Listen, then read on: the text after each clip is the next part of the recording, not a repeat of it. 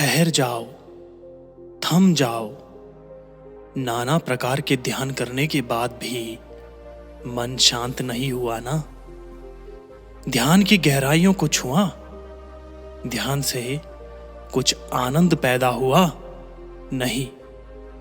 और जब ध्यान करके भी आनंद पैदा नहीं होता तो हम सोच लेते हैं कि ध्यान तो मिथ्या है, ध्यान में कुछ नहीं है, ध्यान से कुछ हासिल नहीं होता। लेकिन इतने महापुरुषों ने ध्यान की व्याख्या की है, ध्यान के बारे में लोगों को ज्ञान दिया है और बताया है कि जीवन के सत्य को जान पाने का एकमात्र रास्ता ध्यान है। तो कहीं ना कहीं ध्यान में सच्चाई तो बसती है। वो बात अलग है कि हम उसे पहचान नहीं पाते या ध्यान की गहराइयों में जा नहीं पाते। लेकिन इसका कारण हम स्वयं होते हैं। हमारी आदतें हमारे विचार का रूप लेकर ध्यान की गहराइयों में जाने से हमें रोक देती है। अगर आप गहरे ध्यान का अनुभव करना चाहते हैं तो जो आदतें मैं आज आपको बताने वाला हूं, अगर वो आदतें आप छोड़ देते हैं, आप त्याग देते हैं, तो आप ध्यान में आसानी से उतर पाएंगे। और अगर एक बार आप ध्यान में उतर गए तो बस फिर आनंद ही आनंद, मन में शांति ही शांति। आखिर वो कौन सी आदतें हैं जो ध्यान में रुकावटें पैदा कर रही है? चलिए इस कहानी के माध्यम से समझते हैं। इससे पहले कि आप इस कहानी में खो जाएं, इस चैनल को सब्सक्राइब जरूर कर लें। तो चलिए कहानी को शुरू करते हैं। बात उस समय की है जब भगवान बुद्ध नगर नगर घूमकर ध्यान का प्रचार प्रसार कर रहे थे। इसी काम के लिए उन्होंने बहुत से बौद्ध भिक्षुओं को भिक्षा देकर और ज्ञान देकर अलग अलग दिशाओं में भेज दिया था, जो बुद्ध की तरह ही अलग अलग नगरों में उनकी सीख, उनके ज्ञान का प्रचार प्रसार कर रहे थे। ऐसे ही एक बौद्ध भिक्षु उत्तर भारत के गांव में आया हुआ था। वहां पर रहकर वो गांव वालों को ध्यान की शिक्षा दीक्षा दिया करता था और वहीं से भिक्षा मांगकर खाया करता था। वह नित्य सुबह और शाम गांव के लोगों को बुलाकर ज्ञान के ऊपर उपदेश और ध्यान की प्रक्रिया कराता था। ऐसे ही एक दिन चंद्र नाम का एक युवक अपने बहुत सारे मित्रों के साथ वहां पर ध्यान करने के लिए आता है। लेकिन 10 दिन तक ध्यान लगाने के बाद भी उसके अंदर कोई आनंद पैदा नहीं हुआ। इससे उसका मन ध्यान से हटने लगा। लेकिन चंद्र बहुत ही दृढ़ संकल्पी आदमी था। वह कैसे भी करके ध्यान की अवस्था को प्राप्त करना चाहता था। इसीलिए एक दिन संध्या समय उसने उस बौद्ध भिक्षु से एक सवाल पूछा। चंद्र ने कहा कि गुरुदेव, आप हमें ये बताते हैं कि ध्यान करने के लिए किस तरह की जीवन शैली अपनानी चाहिए, क्या क्या काम करने चाहिए, क्या क्या आदतें अपनानी चाहिए। आप हमें सब कुछ बताते हैं, लेकिन फिर भी मैं ध्यान में नहीं उतर पा रहा हूं।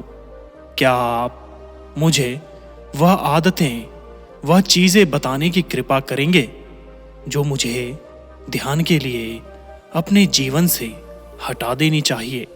मतलब वह आदतें जो मुझे ध्यान में गहरे उतरने के लिए छोड़ देनी चाहिए। ये सुनकर वह बौद्ध भिक्षु कहते हैं कि अक्सर इंसान को लगता है कि मैं 1 घंटे ध्यान में बैठूंगा और ध्यान में बहुत गहरा उतर जाऊंगा, और वह जब 1 घंटे ध्यान करता है तो उसे कुछ गहराइयां हासिल नहीं होती। अब समझने की बात यह है कि ध्यान कोई खेल नहीं, कोई काम नहीं है जो आपको 1 घंटे ही करना है। ध्यान जीवन जीने की शैली, जीवन जीने का तरीका है। इसीलिए जीवन के हर कार्य में ध्यान का होना बहुत जरूरी है, वरना तो आप 1 घंटे के ध्यान में कुछ भी हासिल नहीं कर पाएंगे। अक्सर लोग ध्यान की एक दिनचर्या बना लेते हैं। वह सुबह और शाम रोज ध्यान करते हैं, लेकिन वह ध्यान तभी कारगर होगा जब आप दिन में काम करते वक्त, उठते बैठते, खाते पीते वक्त भी ध्यान के बारे में सोचते रहते हैं।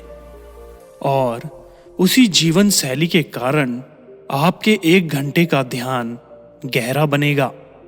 इसके बाद उस बौद्ध भिक्षु ने कहा कि अगर तुम कुछ आदतें, कुछ निरर्थक बातें अपने जीवन से हटा दो तो भी तुम्हें ध्यान की गहराइयों में उतरने में आसानी होगी। लेकिन वह आदतें हैं क्या? और अगर ऐसी आदतें हैं जो हमें छोड़ देनी चाहिए तो उसके पीछे वैज्ञानिक दृष्टिकोण क्या है? इस बात का जवाब देते हुए बौद्ध भिक्षु ने कहा कि सबसे पहले याद रखो कि हमारी इंद्रियां ही ज्ञान की ग्रहणशील होती है। हम कोई भी अच्छा या बुरा ज्ञान अपनी इंद्रियों के माध्यम से ही ग्रहण करते हैं। इंद्रियां मतलब आंख, कान, नाक, जीभ और त्वचा। आंखों से हम देखते हैं, कानों से हम सुनते हैं, और इसी तरह से और सारी इंद्रियों के द्वारा हम ज्ञान ग्रहण करते हैं। तो ये बात यहाँ पर समझने की होती है कि हमारी इंद्रियां क्या ग्रहण कर रही है। हमें सचेत होना पड़ेगा, हमें सतर्क होना पड़ेगा कि हमारी आंखें क्या देख रही है, हमारे कान क्या सुन रहे हैं, और जो हम देखते हैं और सुनते हैं ज्यादातर वही विचार हमारे ध्यान में घूमकर वापस लौट आते हैं, जिससे हम ध्यान में उतर नहीं पाते। अगर हम अपनी 5 इंद्रियों के प्रति सचेत हो जाते हैं, जैसे कि हम अपनी आंखों से क्या देख रहे हैं, हम अपने कानों से क्या सुन रहे हैं, हम अपनी जीभ से कैसा स्वाद ले रहे हैं, हमारी त्वचा पर किसी का स्पर्श हमें कैसा अनुभव देता है, और हम अपने नाक से कैसे सुगंध ले रहे हैं। अगर हम इन सब इंद्रियों के प्रति सचेत हो जाते हैं तो हम निरर्थक ज्ञान को अपनी इंद्रियों के दौर से ही बाहर भेज सकते हैं। लेकिन वो तभी संभव होता है जब हम सचेत रहेंगे। जैसे कि हमें किसी ने गाली दी, हमें पता है कि हमारे कानों ने गाली सुनी, लेकिन हमने वह ली ही नहीं, हमने वह अपने अंदर जाने ही नहीं दी। और वही कान जब ज्ञान का उपदेश सुनते हैं तो वह पूरा ध्यान लगा देते हैं, पूरे सचेत होकर, पूरे होश में वह पूरा ज्ञान ग्रहण कर लेते हैं। इसी तरह से और सब इंद्रियां हमें अलग अलग अनुभूति देती है, जैसे कि किसी वैश्य का स्पर्श और एक माता का स्पर्श। दोनों के स्पर्श में बहुत अंतर होगा, लेकिन अगर हम सचेत होंगे तो दोनों के स्पर्श को हम अलग अलग तरीके से अनुभव कर पाएंगे और ये देख पाएंगे कि किस स्पर्श के कारण हमारा मन शांत होता है।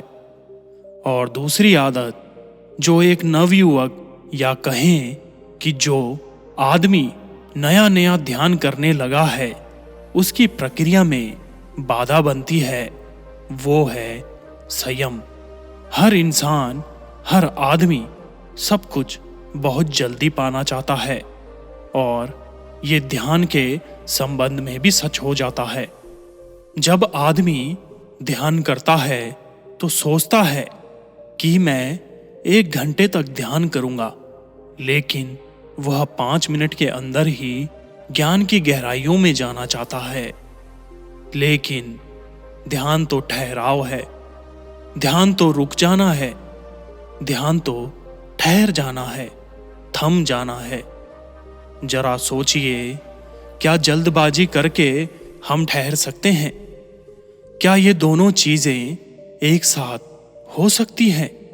जल्दबाजी, थम जाना कभी भी नहीं हो सकता। अगर आप जल्दबाजी करेंगे तो आप कभी ठहर नहीं सकते, और अगर आप ठहर जाते हैं तो आप कभी भी जल्दबाजी नहीं कर पाएंगे। इसीलिए ध्यान में गहरे उतरने के भाव को, ध्यान से कुछ हासिल करने के विचार को, उस सोच को त्याग दो, उसको छोड़ दो, क्योंकि वही विचार, वही अनुभूति तुम्हें ध्यान की गहराइयों में ले जाने से रोक देती है। कुछ हासिल करने की सोच लेकर यहां पर कुछ हासिल नहीं होता। खाली हाथ लौट जाओगे और बाद में पछताओगे कि मैंने तो मेहनत की और ध्यान से कुछ हासिल ही नहीं हुआ। लेकिन ऐसा था नहीं, क्योंकि तुम कुछ पाने के मकसद से गए थे, इसीलिए तुम्हें कुछ नहीं मिला।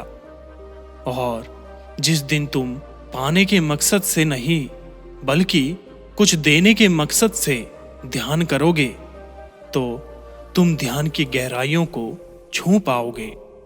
तो तुम्हें अनुभूति होगी कि ध्यान क्या है और ध्यान का आनंद क्या है। इसीलिए संयम रखो, सब्र रखो। सब्र का फल हमेशा मीठा होता है।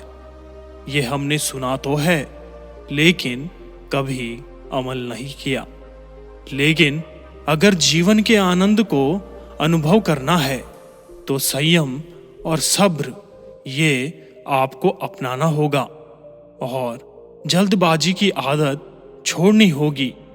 कोई भी काम करें, कुछ भी करें, आराम से, शांत भाव से करें।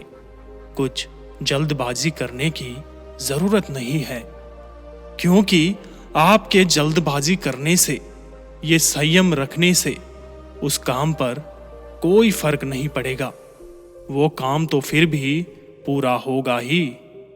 हो सकता है उसमें वक्त थोड़ा ज्यादा लग जाए, लेकिन वह वक्त ही आपके लिए ध्यान का रूप बन जाएगा। इसीलिए संयम रखें, सब्र रखें और सब्र से ही हर काम करें। तीसरी आदत जो आदमी को ध्यान की गहराइयों में उतरने के लिए छोड़ देनी चाहिए, वह है ज्यादा लोगों से दोस्ती। जी हाँ, आपको सुनने में ये अजीब लगता होगा। आपको तो लगता होगा कि ज्यादा से ज्यादा दोस्ती करने से हमारा वर्चस्व फैलेगा, लोग हमें जानेंगे।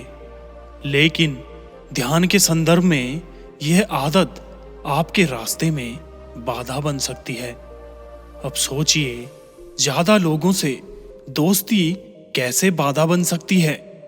जब आप ज्यादा लोगों से दोस्ती रखते हैं, इसका मतलब यह है कि आप अपने एकांत का आनंद नहीं उठा पा रहे हैं। आपको खुश रहने के लिए, जोश में रहने के लिए और लोगों की सहायता चाहिए होती है, और इसीलिए आपने बहुत से लोगों से दोस्ती बना रखी है, लेकिन वह दोस्त या वह दोस्ती आपको अपनी एकांत तक नहीं पहुंचा सकती, आपको अपने आनंद तक नहीं पहुंचा सकती, क्योंकि वह दोस्ती आज नहीं तो कल खत्म हो जाएंगी। उसके बाद आपको अकेला ही रहना पड़ेगा। तो क्यों ना आज से ही मैं अपने अकेलेपन को स्वीकार कर लूं और अपने एकांत की तरफ यात्रा शुरू कर दूं।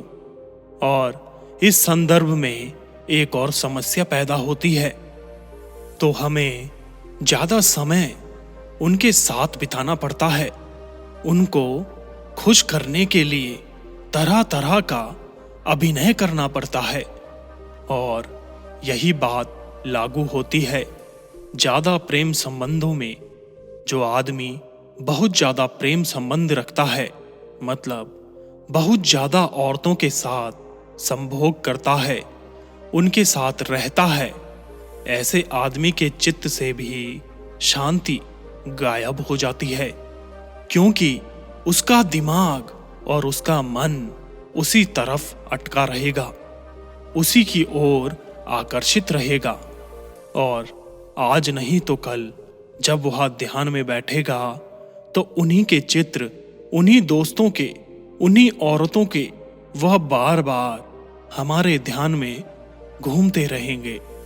इसीलिए कम लोगों से दोस्ती रखो, ऐसे लोगों से दोस्ती रखो जो ध्यान की तरफ अपनी यात्रा तय कर रही हो, ताकि आप उनके साथ बैठो तो आपकी चर्चाएं व्यर्थ ना हो, किसी की चुगली ना हो, किसी के बारे में बुरा ना कहें, सिर्फ हम ध्यान के बारे में ही चर्चा करें, ताकि वह दोस्ती एक सत्संग बन जाए और उसमें हम ज्ञान की गहराइयों को छू पाएं, सत्य को समझ पाएं, और जिससे हम ध्यान के बारे में भी समझ सकें।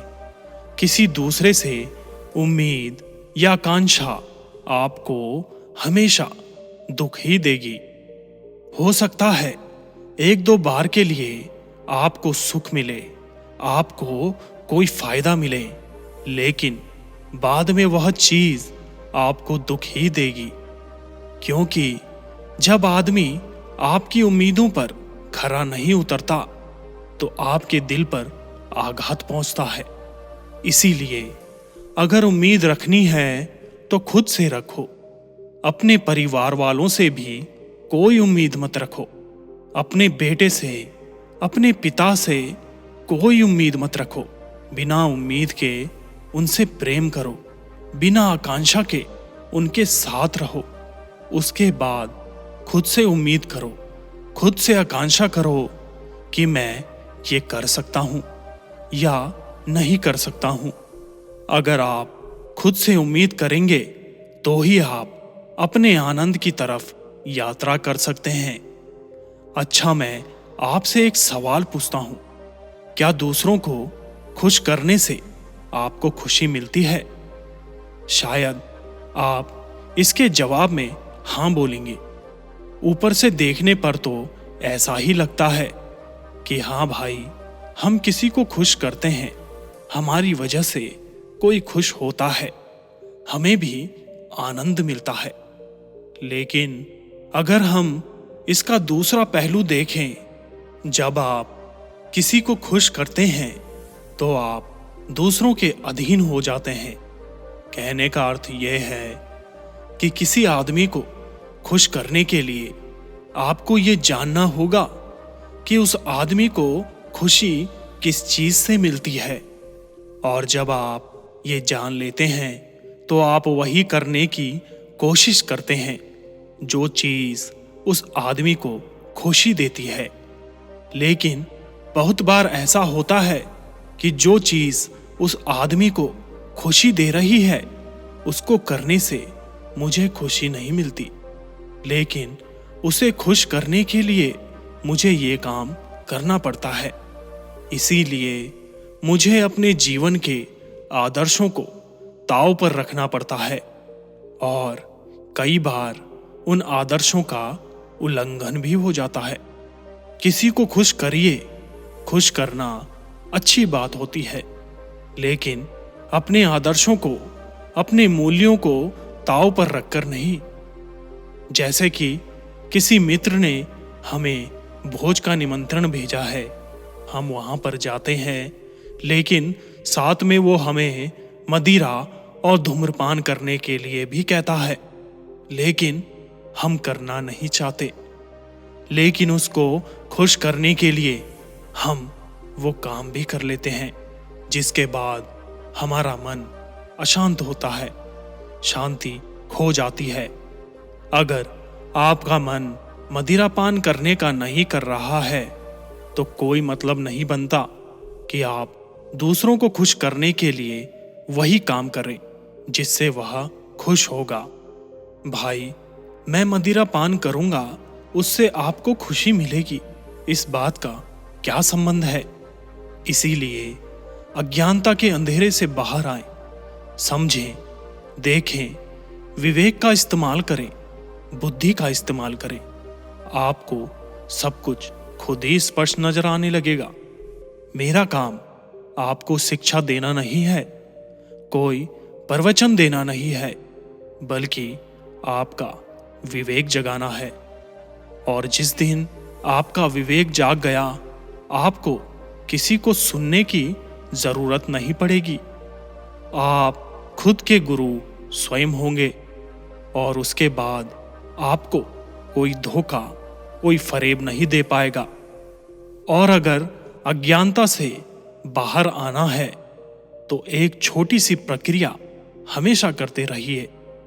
अपने श्वास के प्रति, अपनी सांसों के प्रति सचेत रहिए। अगर सांस छोटी जा रही है तो हम जान रहे हैं कि सांस छोटी है। अगर सांस लंबी जा रही है तो हम जान रहे हैं कि सांस लंबी है। और वह सांस नाक के कौन से कोने से टकराकर बाहर आ रही है, इसके बारे में भी हमें सचेत होना होगा। इस प्रक्रिया को कुछ भी काम करते वक्त अपने दिमाग में रखिए। इसके बाद आप ध्यान को धीरे धीरे हासिल करने लगेंगे। आपका अज्ञानता का अंधकार विलीन होता चला जाएगा।